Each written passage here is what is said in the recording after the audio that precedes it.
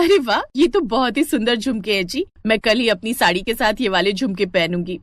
हाँ, लेकिन मेरी बीवी से ज्यादा सुंदर नहीं। क्या आप भी। फिर अगली सुबह नहाने के बाद राधा खाना बनाने रसोई में जाती है। तभी उसकी ननद रश्मि वहाँ आती है और उसके झुमके देखकर कहती है, अरे वाह भाभी, आपके झुमके तो बड़े सुंदर हैं। ये कब लिए? ये कल ही तुम्हारे भैया लाए हैं। सुंदर है ना? हाँ, आपको पता है मैं कब से ऐसे झुमके ढूंढ रही थी, लेकिन मुझे मिल ही नहीं रहे थे। क्या आप अपने झुमके मुझे दे सकते हैं प्लीज? आप दूसरे ले लेना। आज तो मैं कॉलेज यही पहन कर जाऊंगी। राधा उसे ना नहीं कर पाती और उसे वो झुमके दे देती है। ऐसे कुछ दिन बीत जाते हैं। राधा और आलोक की शादी की सालगिरह होती है। सालगिरह की बहुत बहुत बधाई हो बेटा, सदा खुश रहो। थैंक यू माँ जी। अब चलो भी भैया भाभी, बाहर चलकर अपनी शादी की सालगिरह का केक काट लो, सब इंतजार कर रहे हैं। हाँ, चलो राधा। वो दोनों मिलकर केक काटते हैं। फिर राधा अनमोल को गिफ्ट देती है।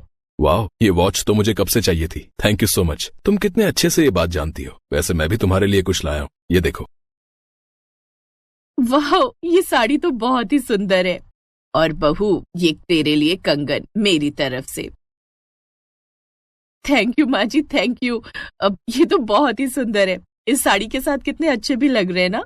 अब राधा की नजर उस साड़ी और कंगन पर होती है। सचमुच ये तो बड़ी सुंदर है। कुछ दिन बाद ये साड़ी तो मैं हथिया ही लूंगी।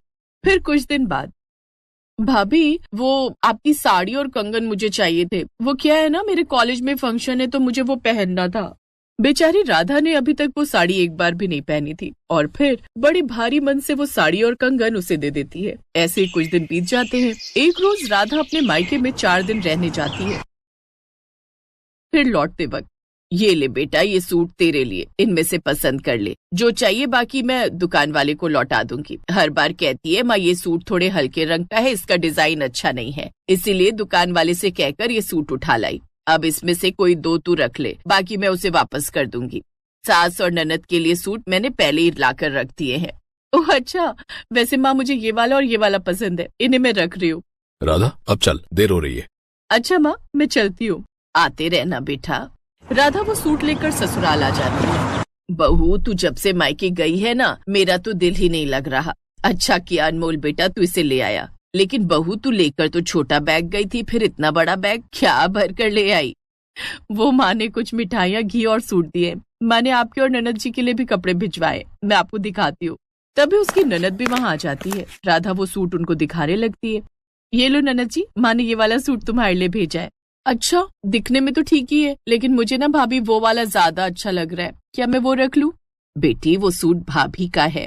हाँ होगा, लेकिन ये गुलाबी रंग ना मुझ पर बड़ा खिलेगा और मेरे पास ऐसे रंग का सूट भी नहीं है, तो मैं ये रख रही हूँ। तू अपना सूट रखना, क्यों दूसरों के सूट पर नजर रखती है? दूसरा कहाँ माँ, ये भाभी तो है और मुझे पसंद आ गया तो इसमें मैं क्या करूँ? क्यों भाभी? हाँ माँ जी, कोई बात नहीं, ये रख लेगी।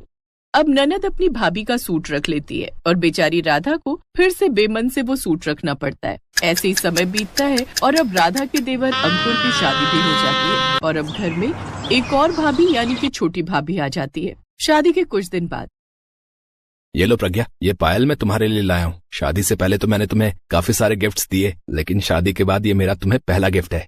ओह थैंक यू, ये बहुत ही सुंदर है। मैं अभी ये पायल पहन लेती हूँ। अब अपनी नई भाभी की पायल पर उसकी ननद की नजर जाती है। भाभी, आप ना प्लीज ये पायल मुझे दे दो। क्या है ना, मुझे बड़ी पसंद है और आप भैया को बोल दो वो आपके लिए दूसरा ले आएंगे। नहीं, ये शादी के बाद मेरा उनकी तरफ से पहला गिफ्ट है, तो इसे तो मैं ही रखूंगी। भाभी, आपकी ननद आपसे पहली बार कुछ मांग रही है और आप इतना सोच रही हैं। अब ना चाहते हुए भी उसे वो पायल उसे देनी ही पड़ती है, लेकिन इन सब से उसका मूड काफी खराब होता है। कुछ दिन बाद प्रज्ञा अपने लिए ऑनलाइन शॉपिंग करके कुछ कपड़े मंगवाती है, जिसमें से आधे से ज्यादा तो ननद ही उठा लेती है।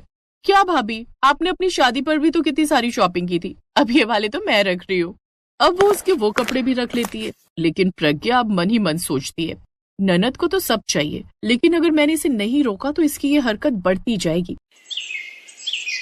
इसलिए वो एक प्लान बनाती है और बाजार से कुछ मेकअप, साथ ही वेस्टर्न ड्रेस और हील्स भी लाती है। उसकी ननद शाम को कॉलेज से आती है तो वो मेकअप, ड्रेस और हील्स देखकर सब ले जाती है। अगले दिन अपनी फ्रेंड की बर्थडे पार्टी में चली जाती है, लेकिन प्रज्ञा ने उस लिपस्टिक पर ऐसा स्प्रे छिड़का था जिससे उसके होंठ सूज जाते हैं और कपड़ों पर ऐसा स्प्रे छिड़कती है जिससे वो खुजलाती रहती है और हील्स जिन्हें पहनकर वो पार्टी में डांस करने लगती है तो वो टूट जाती है। लगता है रश्मि तूने ये सारा सामान ना मंगल बाजार से खरीदा है, तभी तो ये सैंडल टूट गई। और होठ कैसे हो गए तेरे? अरे तूने अपने होठों की सर्जरी की है क्या? कितनी गंदी लग रही है। क्या? नहीं तो। अरे ये क्या हो रहा है? तभी उसके शरीर में खुजली होने लगती है और वो खुजलाते खुजलाते वॉशरूम जाती है, जहाँ अपनी शक्ल शीशे में देखकर वो चौंक जाती है। वो जल्दी से डॉक्टर के पास जाती है और दवाई लाती है।